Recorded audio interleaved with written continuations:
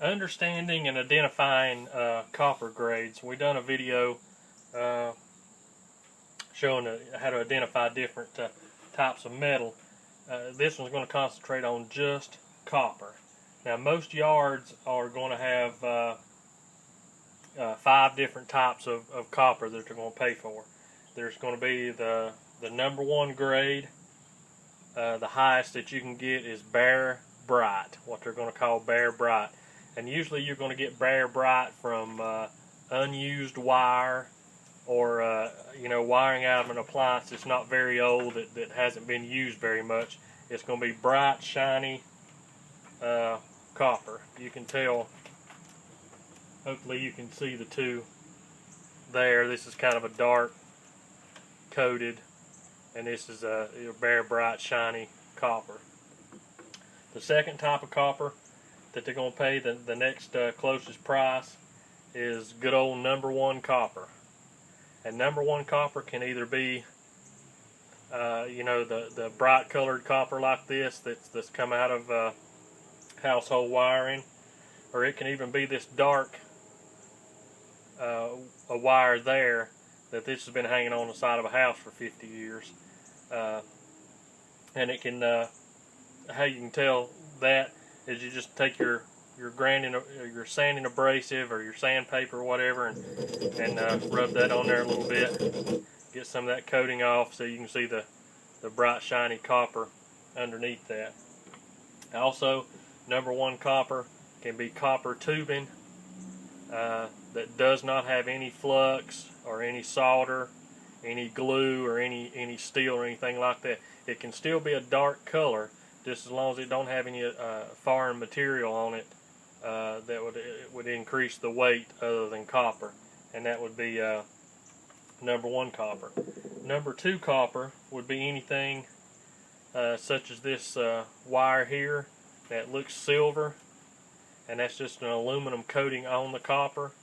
You can take it again and bend it over a little bit and take it to your sanding pad, and so you can see that good copper color underneath there. A lot of companies with electronics, especially automobile electronics and stuff now, will have that aluminum coated copper. That's going to be number 2 copper. Anything like you see here, there's 2 things that'll make this number 2. As you can see, that's kind of a red color.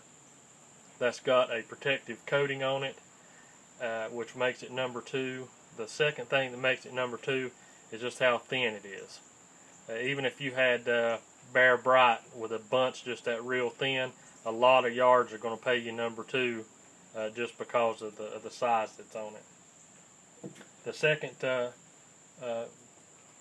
guess the 4th type of copper that you're going to see is just insulated copper. If you don't want to take the plastic covering off your wire or anything, you just want to take the easy way out and just wad it up and put it in a bucket or something, that's going to pay you insulated copper.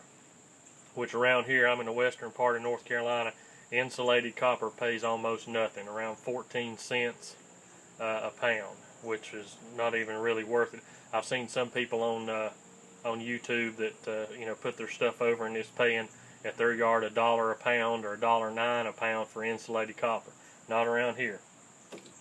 And the last type of copper that a yard's going to pay is going to be copper bearing.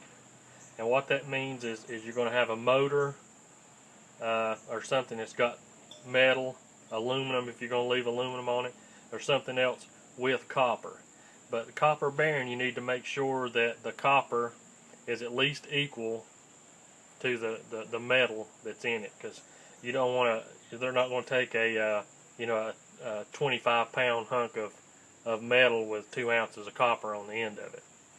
So you need to make sure your ratio of copper to metal is at least equivalent for the yard to be beneficial to them, and that would be copper bearing motor. And around here, that's the least paying way to take copper in. This is a ceiling fan we showed you in another video, and if you don't want to take that copper out of there, then that would go to your yard as a copper bearing motor.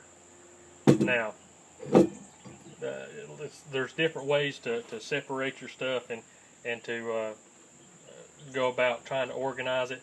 I do everything with the buckets. I got another video on showing you how to use your buckets. But just make sure you separate all your copper, because it's going to pay different as you take it in. If you want to combine everything together, say if you took all your Bear Bright and all your old copper that you've got, and you've taken all the plastic or rubber off of these wires, they're going to look in there, and whatever they see is the lowest paying in there, then that's what they're going to pay you.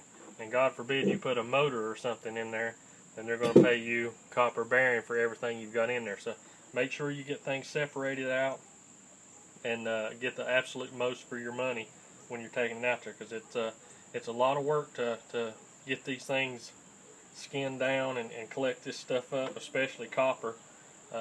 So you want to try to get as absolute much money as you can get out of it. If you've got any questions, just put your questions down below, or make contact with me, send me a private message or whatever. There's a lot of information on YouTube. I don't claim to know all of it. I'm just trying to pass on what information I have, and we'll work together and try to make some money. So just post any questions you've got down there. Again, thanks for watching the video, and happy scrapping.